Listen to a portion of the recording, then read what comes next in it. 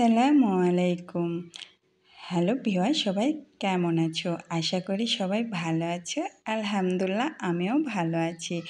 সকালে ঘুম থেকে উঠেই আমার ঘরের এই অবস্থা দেখে আপনাদের কি মনে হচ্ছে যে আমি খুব নোংরা, আমি ঘর পরিষ্কার করে রাখি না, তাই তো ভাবছেন, তাই না? আসলে তা না। এই পুরো ঘরটা আমার ছেলে নষ্ট করেছে।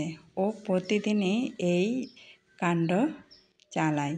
কারণ হচ্ছে ও রাতে পড়াশোনা শেষ করে শুরু হয়ে যায় ওর খেলাধুলা। যত বালিশ টালিশ আছে সম্পূর্ণ নামিয়ে ওর খেলাধুলা শুরু হয়ে যায়। আর আমি একটু কাজ করে চলে আসলাম রান্না করতে। রান্না করতে এসে আজকে বেশি কিছু রান্না করতেছি না। কালকের একটু তরকারি ছিল, তাই রুটি বানাইলাম আর একটু লাচ্ছা রান্না করলাম। আমরা সদস্য সংখ্যা মাত্র ৩ জন, কিন্তু লাচ্ছা খাওয়ার মানুষ হচ্ছে আমার ছেলে, আর কেউ না। ওর আব্বুও খায় না। আসলে আমরা জানি হচ্ছে শ্বশুর বাড়ি মধুর হাঁড়ি, ২ দিন পরে ঝাঁটার বাড়ি। আসলে আমার ব্যাখ্যায় অন্য। অন্য হচ্ছে মায়ের বাড়ি মধুর হাঁড়ি, ২ দিন পরে ঝাঁটার বাড়ি। মায়ের বাড়ি মধুর হাঁড়ি, আপনি ২ দিনের জন্য মায়ের বাড়িতে যাবেন, খুব ভালো।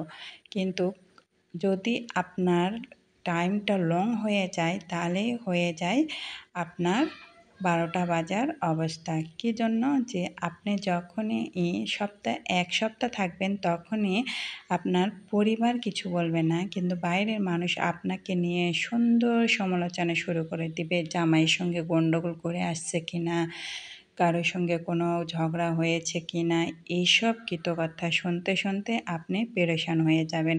এরকম সম্মুখীন আমরা প্রতিনিয়ত অনেকেই হয়ে থাকি কম বেশি, কারণ সবাই সংসারে অ্যাক্টিভ থাকতে থাকতে হঠাৎ করেই পরিবারে অনেক সমস্যা তৈরি হয়। তার জন্য মায়ের বাড়িতে যেয়ে কিছুদিন হলেও থাকতে হয়, তখনই আমাদের এই ঝামেলাগুলো পোহাতে হয়। আসলে মানুষ এই জিনিসগুলো বোঝে না যে সবারই প্রবলেম থাকতে পারে। প্রবলেম নিয়েই মানুষের জীবন, আর প্রবলেম ছাড়া কেউ কখনোই সঠিক জীবনযাপন করতে পারে না। এটাই হচ্ছে বড় কথা। পরিশেষে বলবো যে সবাই ভালো থাকবেন, সুস্থ থাকবেন এবং আমাদের জন্য দোয়া করবেন, এবং কারো সংসারে যেন কোনো রকম অশান্তি না হয় সেই দোয়াই করি আল্লাহর কাছে।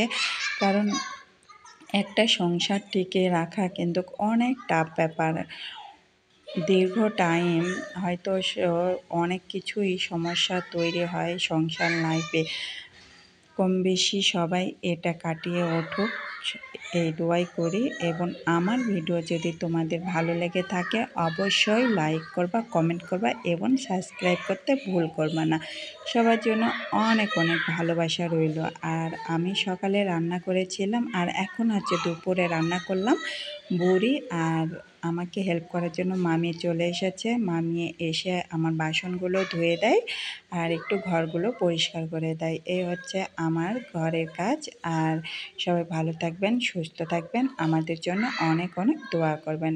আমার পক্ষ থেকে সবার জন্য অনেক অনেক দোয়া রইল এবং ভালোবাসা রইল। আল্লাহ হাফেজ।